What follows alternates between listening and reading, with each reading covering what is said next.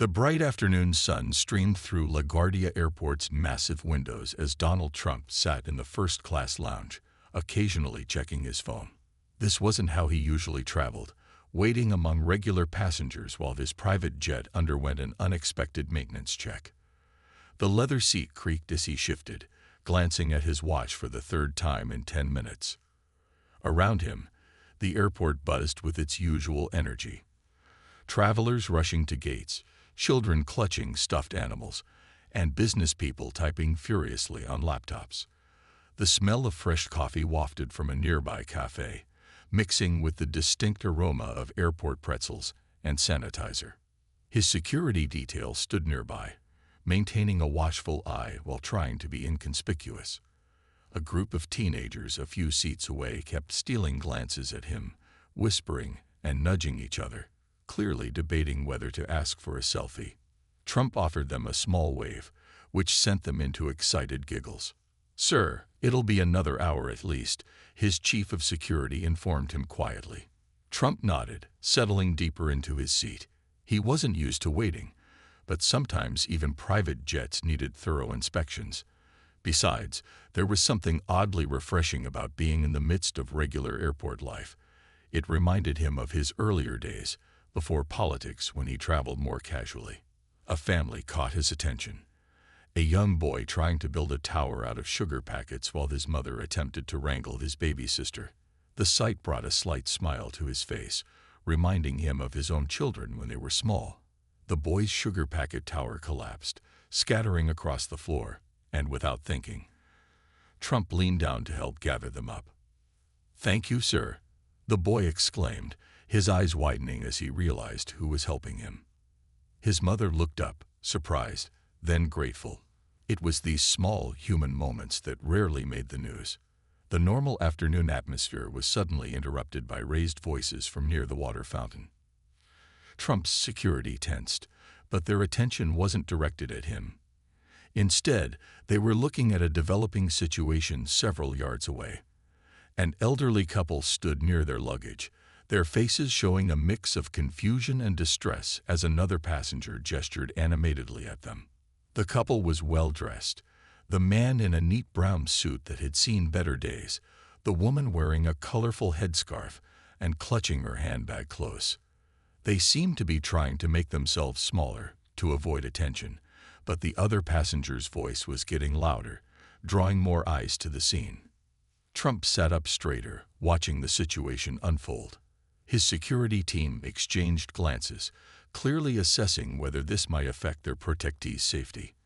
But Trump's attention was fixed on the elderly couple's faces, the dignity with which they held themselves even as they were being berated, the way the woman gently touched her husband's arm in support. Other passengers were beginning to notice too. Phones came out, some recording, others pretending to text while watching the scene unfold.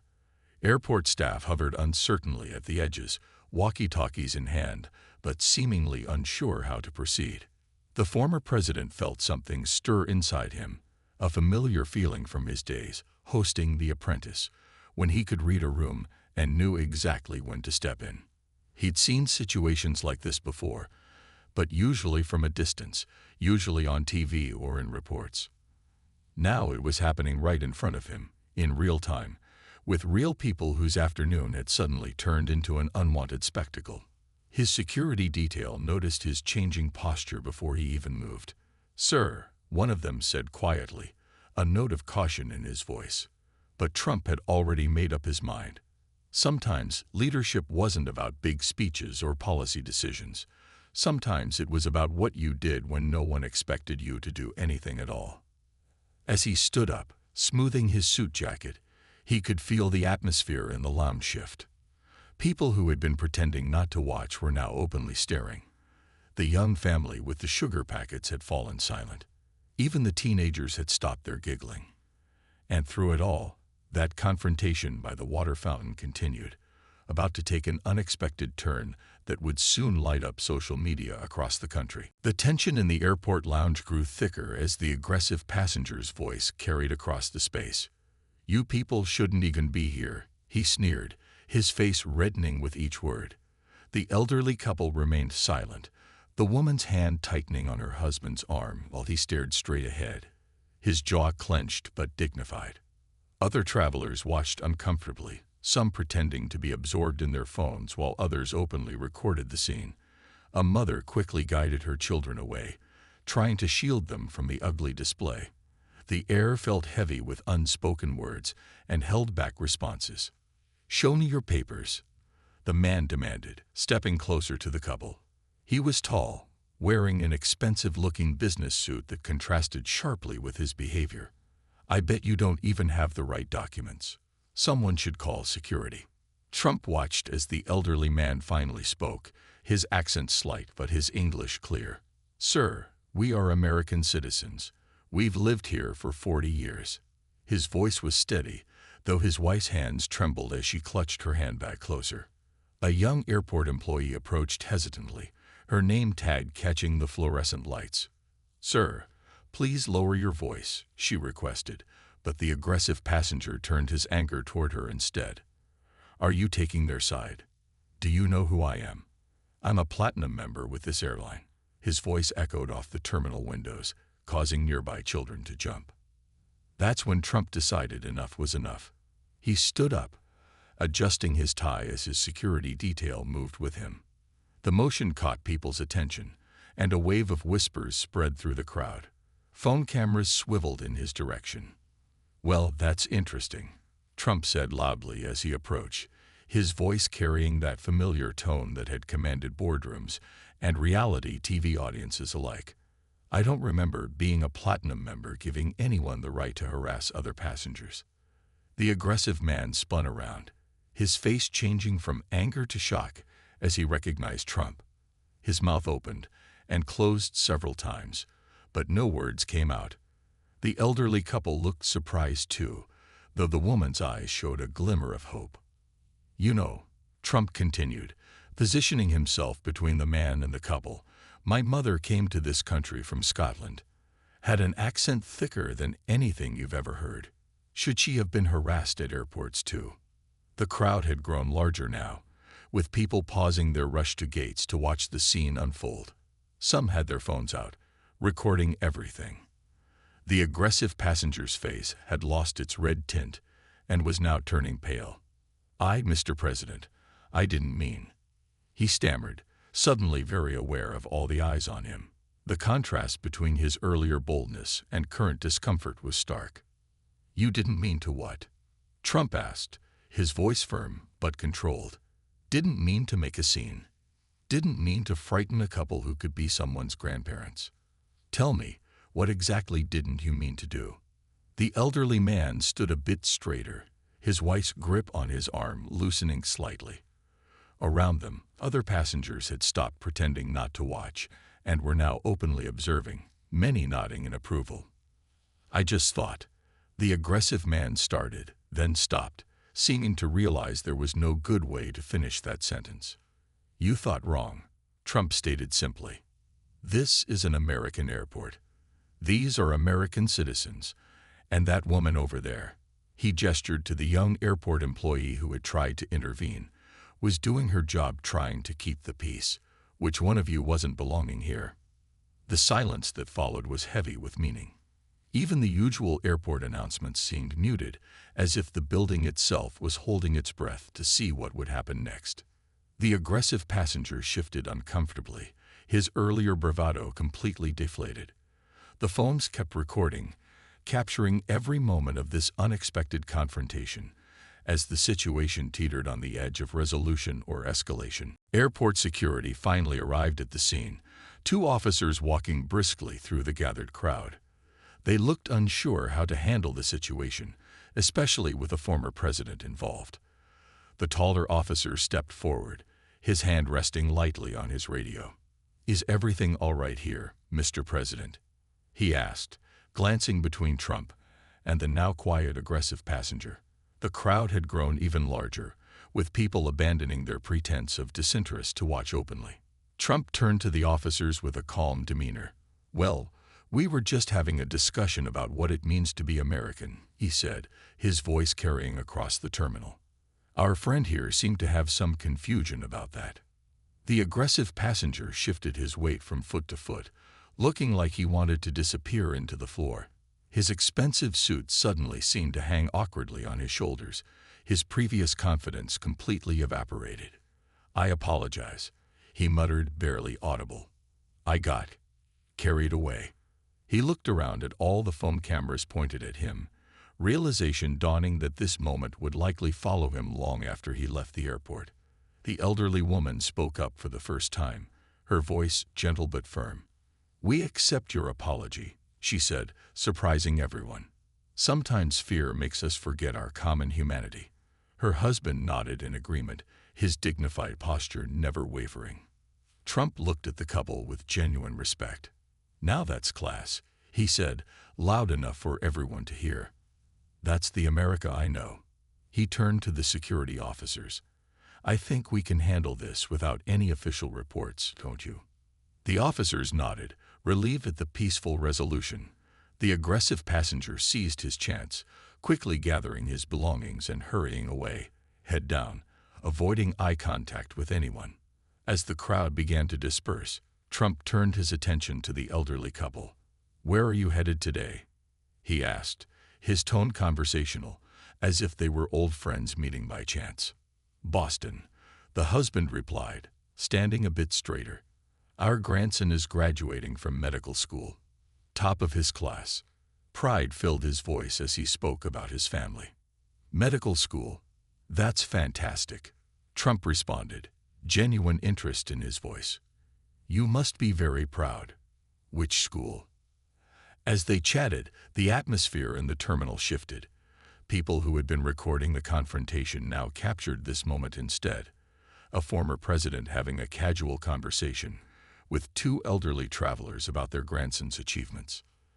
The young airport employee who had tried to intervene earlier approached timidly. "Sir," she addressed the couple, "would you like an escort to your gate? We can help with your bags." Trump nodded approvingly at her initiative. "Make sure they get VIP treatment," he added, causing the employee to stand a bit taller. "These are the kind of Americans who make our country great, working hard, raising doctors, showing grace under pressure." The couple tried to decline the special treatment, but Trump insisted. "Consider it my way of apologizing for what happened here. Besides," he added with a characteristic smile, "I know a thing or two about VIP treatment at airports." As the young employee began arranging for their escort, other passengers started approaching. Some wanting photos with Trump, others simply wanting to shake his hand. But what struck most observers was how he kept turning the conversation back to the elderly couple, making sure they were comfortable and taken care of before addressing anyone else. The woman with the headscarf touched Trump's arm gently before they left. "Thank you," she said simply, her eyes bright with emotion. Not everyone would have stepped in. Trump shook his head. "More people should," he replied. "That's how we keep this country great, by standing up for each other, regardless of where we came from or what we look like." As the couple was escorted away, phones continued recording, capturing this unexpectedly human moment in an unlikely place. The incident would soon spread across social media. But for now, in this corner of LaGuardia Airport, something small but significant had changed. Back in the first-class lounge, Trump settled into his seat again, but the atmosphere had changed completely. People who had been stealing glances at him earlier now approached openly, wanting to share their thoughts about what they'd just witnessed. A businessman in his 40s stepped forward, laptop tucked under his arm. "Mr. President, I travel through this airport twice a week," he said, shaking his head. "I've seen things like that before, but I've never had the courage to step in. I always told myself it wasn't my business." Trump leaned forward in his chair, genuinely interested. "We all have those moments," he replied, his voice carrying its familiar New York directness. "The trick is recognizing when it's time to stop watching and start doing." A flight attendant who had been on her break approached with fresh coffee for Trump. "Sir, what you did there? My parents came here from the Philippines," she shared, her voice slightly shaky. They faced similar situations. Not many people stood up for them back then. The lounge had transformed into an impromptu town hall, with people sharing their own stories of immigration, family, and the American dream. Trump listened, occasionally nodding or asking questions, showing a side of himself rarely seen in political settings. "You know what's interesting?" he said to the growing group around him. "In business, we don't care where someone comes from. We care about what they can do, how hard they work, what they bring to the table. Maybe we should run our airports the same way." A young boy, probably around 10, pushed through the adults with the boldness only children possess. "Mr. President, my teacher says we're supposed to stand up to bullies. Is that what you did?" Trump smiled, adjusting his position to speak directly to the child. "That's exactly what I did. But you know what's even more important? Those grandparents, they stood up to the bully first by staying calm and dignified. Sometimes that's the bravest thing you can do."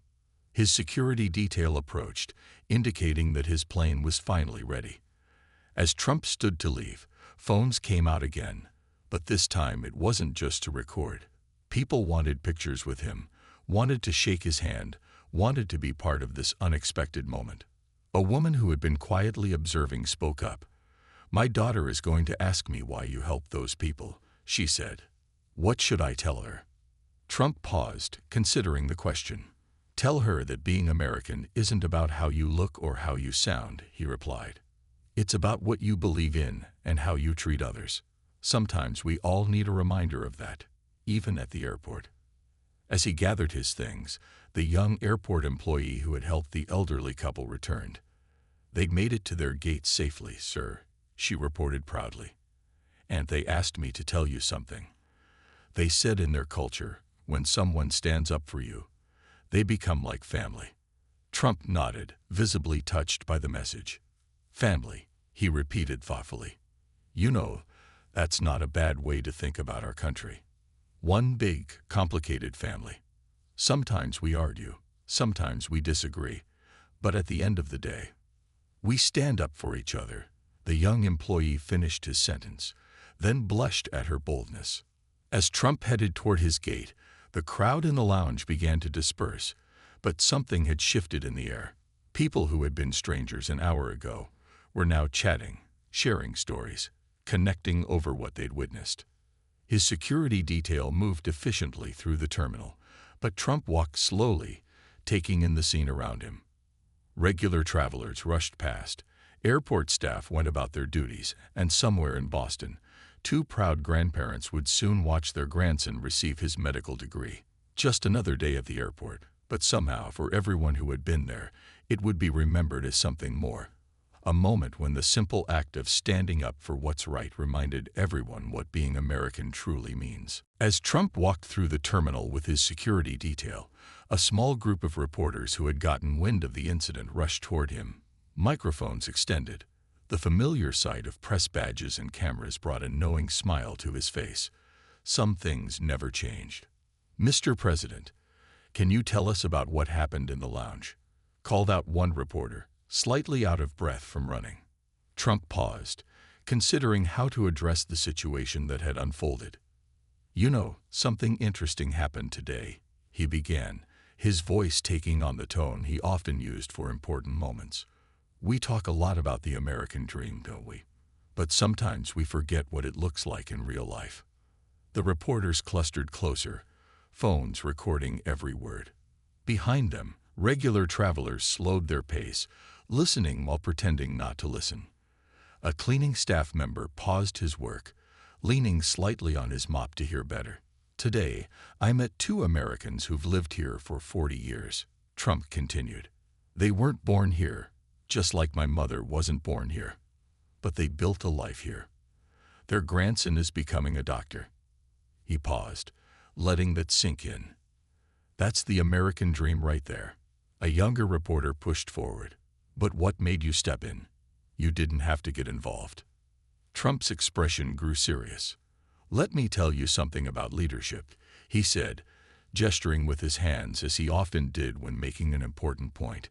"It's not just about big decisions in fancy offices. Sometimes it's about what you do when nobody expects you to do anything." He shared how his own mother, Mary Ann MacLeod Trump came from Scotland and faced challenges as an immigrant. She had an accent thicker than anyone you've ever heard, he said, smiling at the memory. But she worked hard, raised her family, and helped build this country, just like those grandparents I met today.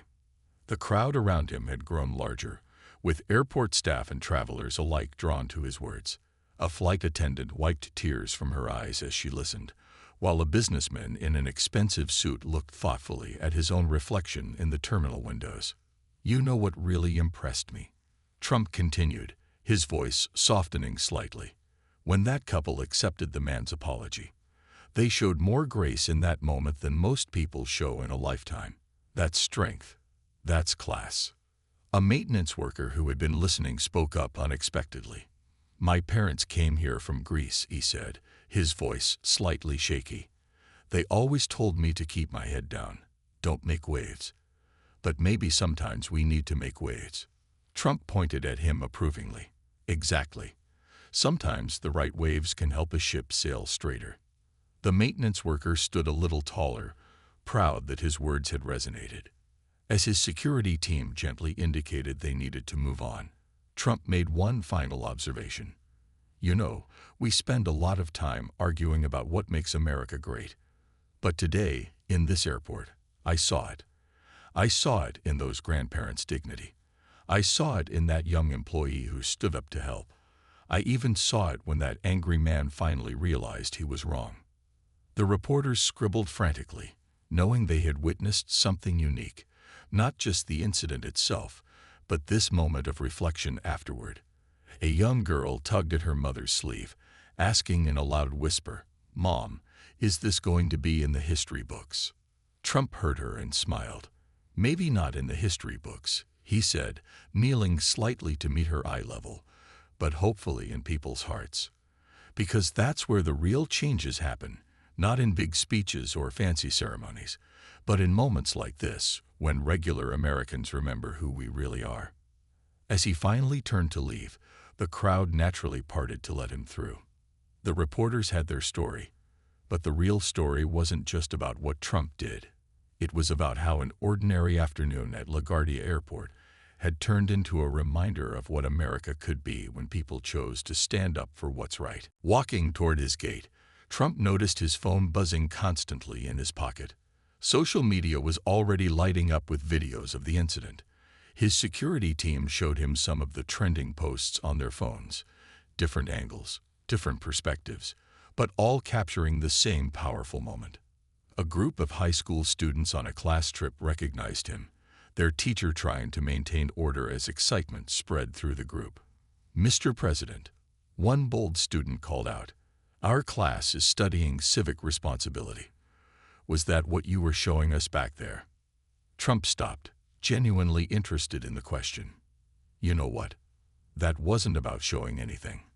It was about doing what's right when you see something wrong." He looked at the entire class. Sometimes the best lessons aren't in textbooks. The teacher stepped forward, her eyes bright with inspiration. "Would you mind if I used this as a teaching example for my civics class? It shows how—" She paused, searching for the right words. "How being American isn't just about laws and documents." Trump finished for her. "It's about actions, big and small." The students nodded, some taking notes on their phones, others recording his words. A pilot walking past stopped to shake Trump's hand. "Sir, I fly people from all over the world," he said. "Sometimes I see tension like what happened today, but I've never seen someone handle it quite like that." Trump gestured to the bustling airport around them.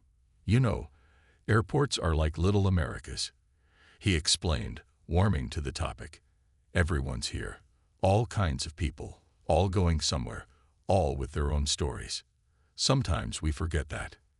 An elderly veteran in a wheelchair, wearing a cap covered in military pins, was wheeled up by an airport assistant. "Mr. President," he said, his voice wavering with emotion, "what you did back there, that's what I fought for. That's the America I defended."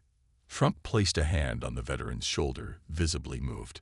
"Sir, you defended the idea that everyone deserves respect. I just tried to live up to that example today." The crowd that had gathered fell silent, watching this exchange. A baby's cry somewhere in the terminal punctuated the moment, reminding everyone that life and air travel went on. A gate agent approached nervously. "Mr. President, your plane is ready." But she hesitated, then continued, "Would you mind if I shared something? My grandparents came through this very airport 50 years ago. They didn't speak English. Someone helped them find their way. They never forgot that kindness."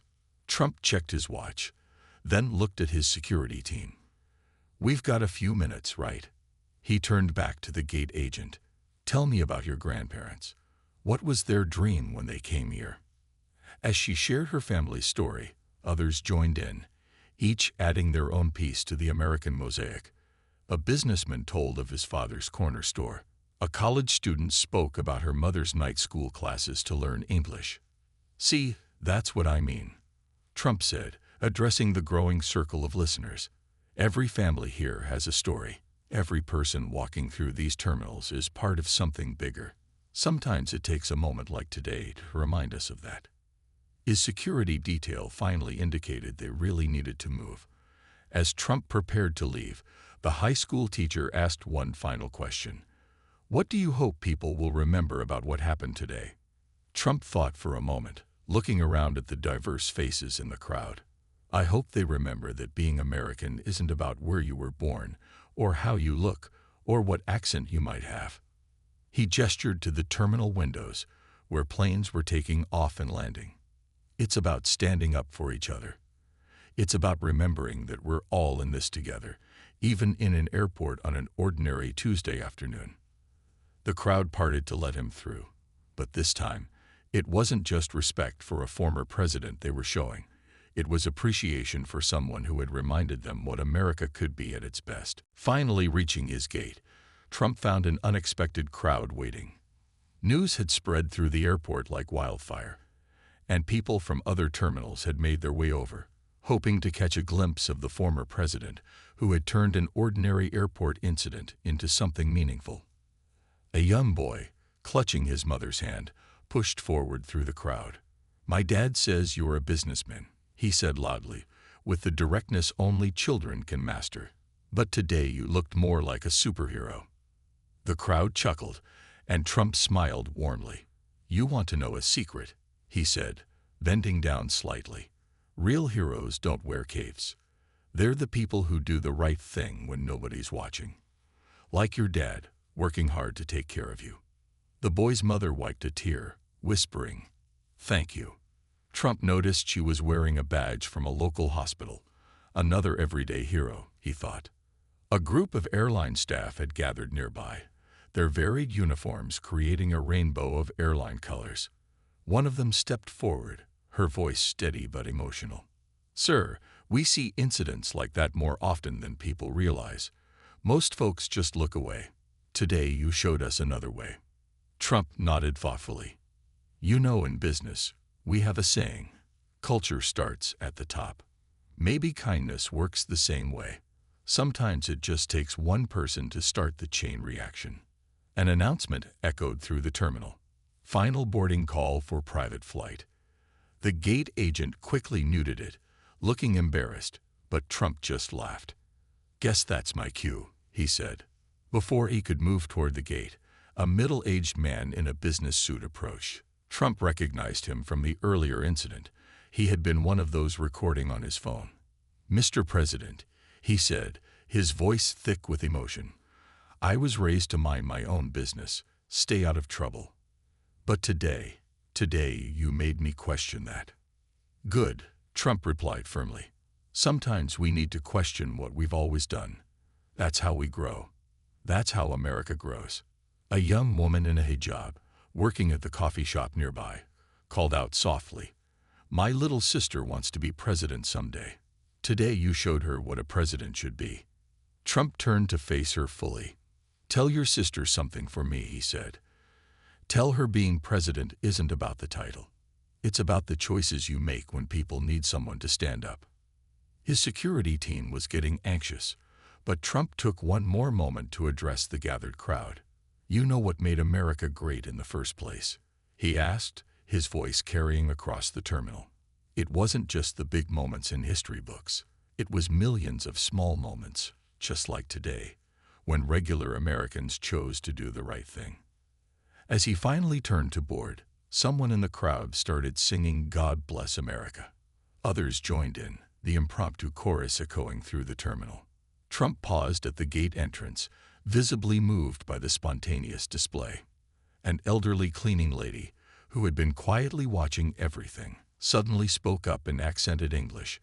"God bless you, Mr. President. Today you cleaned up more than just a mess. You cleaned up some hearts too."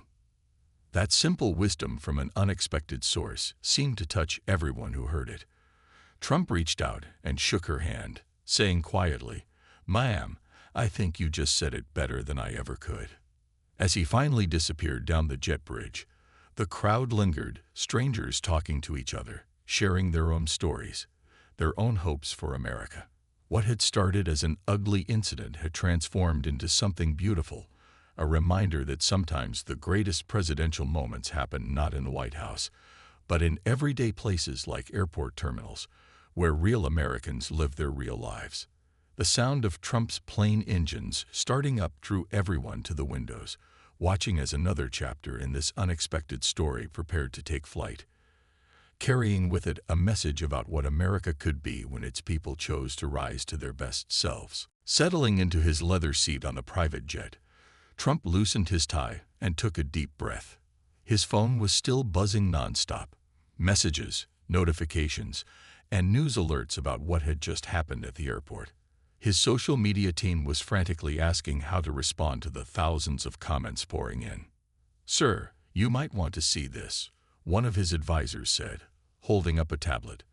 The elderly couple's grandson had posted a message from Boston. "My grandparents just called me crying," it read. "They said a guardian angel named Donald Trump stood up for them at the airport.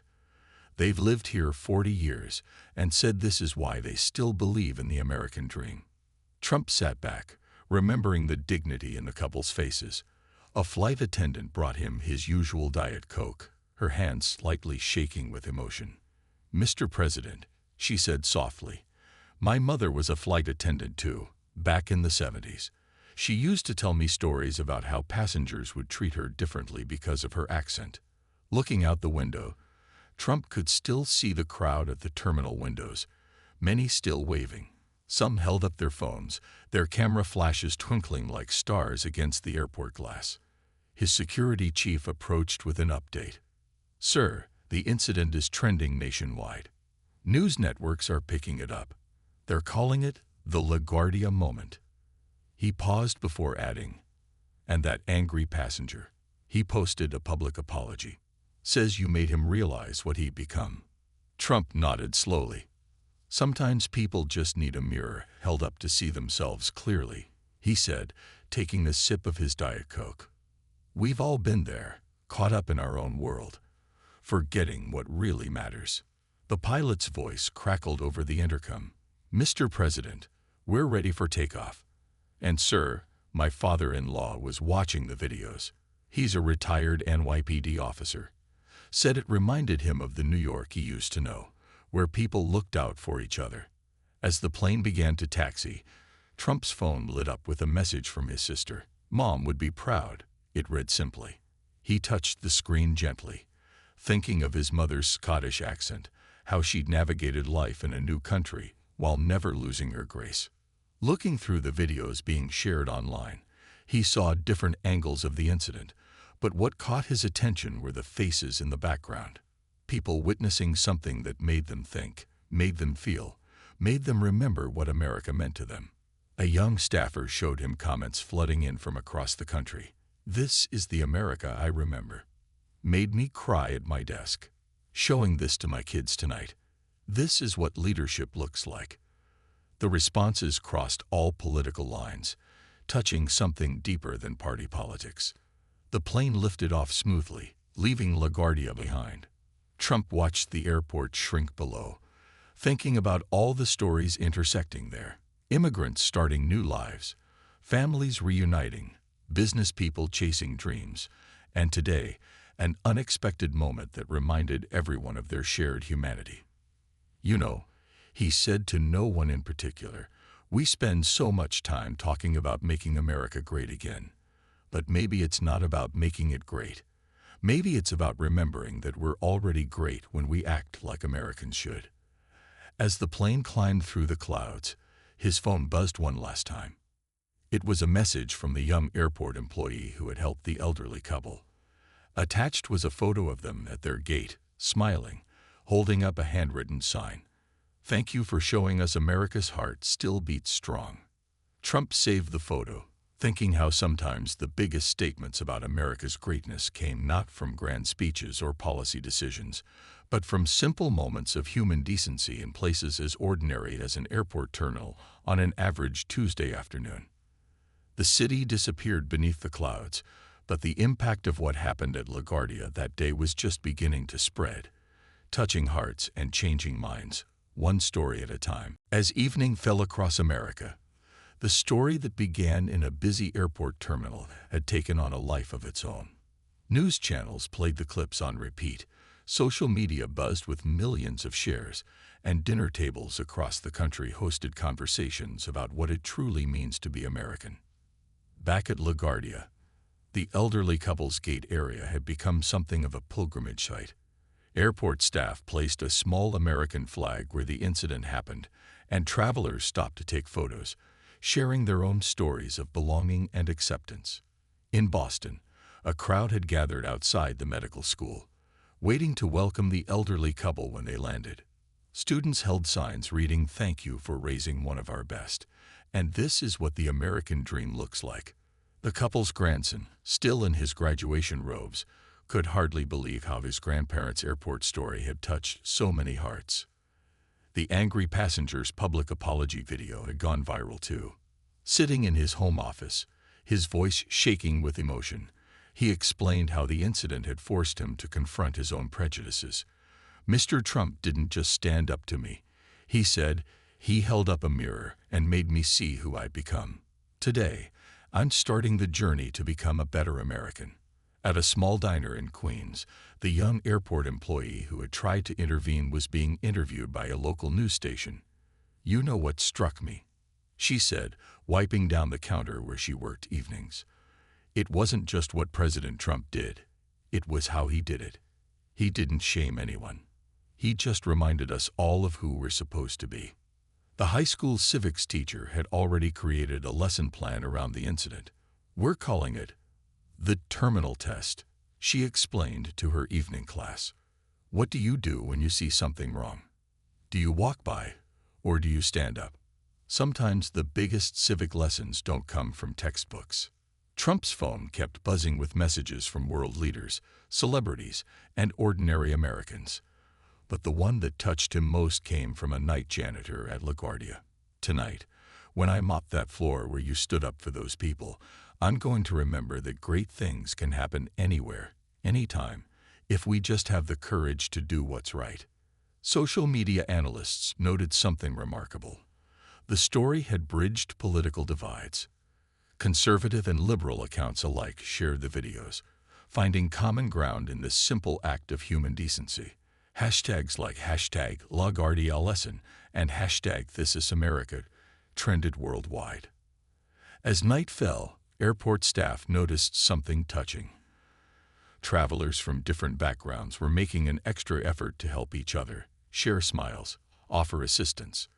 The spirit of that afternoon lived on in small acts of kindness. The elderly couple finally reached Boston, where their grandson hugged them tight. In his graduation speech the next day, he would tell their story, moving his classmates to tears and receiving a standing ovation. "My grandparents' American dream wasn't just about success," he would say. "It was about belonging." Today, at an airport in New York, America showed them they truly belong. Late that night, Trump sat in his office, reading through thousands of messages. His eyes fell on one from a young immigrant child. "Dear Mr. President, today you made my mom cry happy tears. She said America is still the country she dreamed about." The story would be remembered not just as a moment when a former president stood up against prejudice, but as a day when America remembered its best self. In airports, schools, homes, and hearts across the nation, people realized that greatness isn't found in grand gestures, but in the simple choice to stand up for what's right. As Tuesday turned to Wednesday, the LaGuardia incident had become more than just a viral moment. It had become a reminder that the American story is written not just in history books, but in the daily choices of ordinary people who choose to see the humanity in each other, one moment at a time.